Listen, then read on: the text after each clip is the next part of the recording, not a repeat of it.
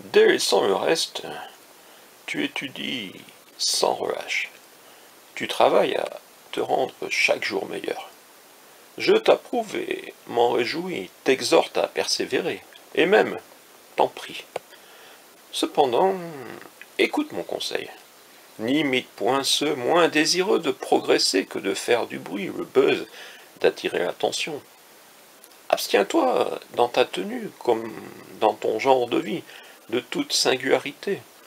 Étaler une mine repoussante, une chevelure en désordre, une barbe négligée, montrer une haine de l'argenterie, dormir sur la dure, courir après la gloire par les voies les moins naturelles, fuis tout cela.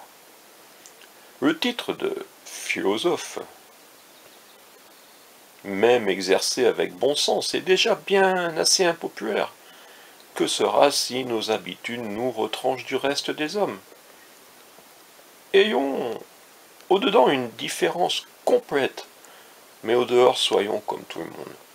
Point de toge éclatante, ni sordine ni crasseuse non plus. Sans rechercher d'argenterie incrustée de ciselures en or massif, ne croyons pas faire preuve de tempérance en refusant toute vaisselle en or ou en argent chez soi. Comportons-nous mieux que la foule, mais non pas à son opposé. Sinon, nous allons faire fuir ceux que nous prétendons réformer. Et nul ne voudrait nous imiter en rien par crainte d'avoir à nous imiter en tout.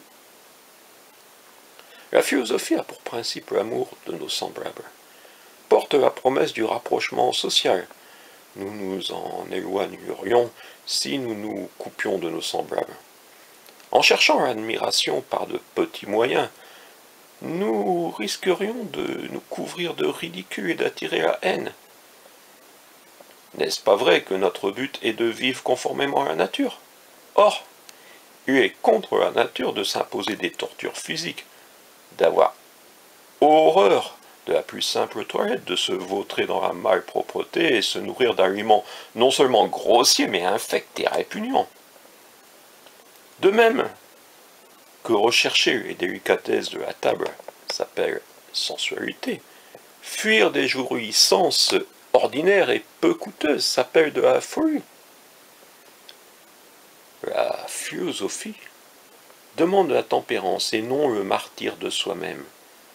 Et la tempérance n'exclut pas une certaine élégance. Voici le juste milieu recommandé, entre la vertu parfaite du sage et les mœurs du siècle. Que chacun, tout en se jugeant inférieur à nous, se reconnaisse dans notre modèle. Qu'est-ce à dire? Ferions-nous donc comme tous les autres? Point de différence entre nous et le vulgaire. Une énorme, certes. Et qui nous examinera de près le sentira bien. Si l'on entre chez nous, que l'admiration soit pour notre personne et non pour notre ameublement.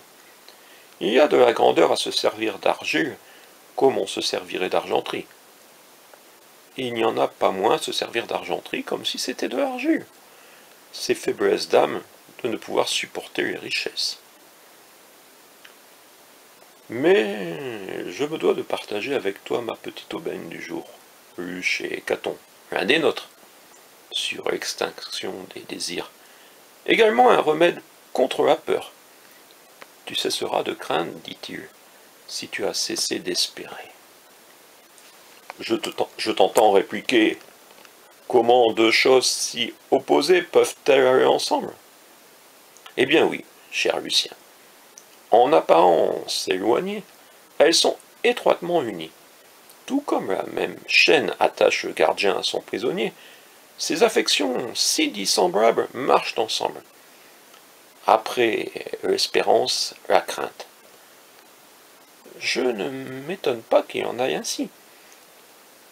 Toutes deux sont filles de l'incertitude, d'attente, du souci de ce qui adviendra.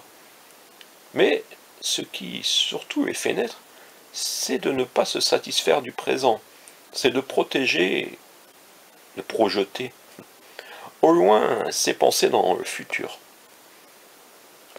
Ainsi, la capacité de prévoyance, suprême bien de la condition humaine, s'est retournée contre nous. L'animal voit le danger et s'enfuit. Le danger éloigné, sa quiétude revient.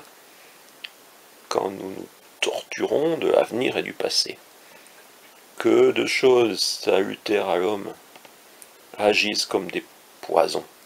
Sa mémoire lui ramène les angoisses de la peur, sa prévoyance les anticipe. Ce n'est jamais du présent seul que viennent nos misères.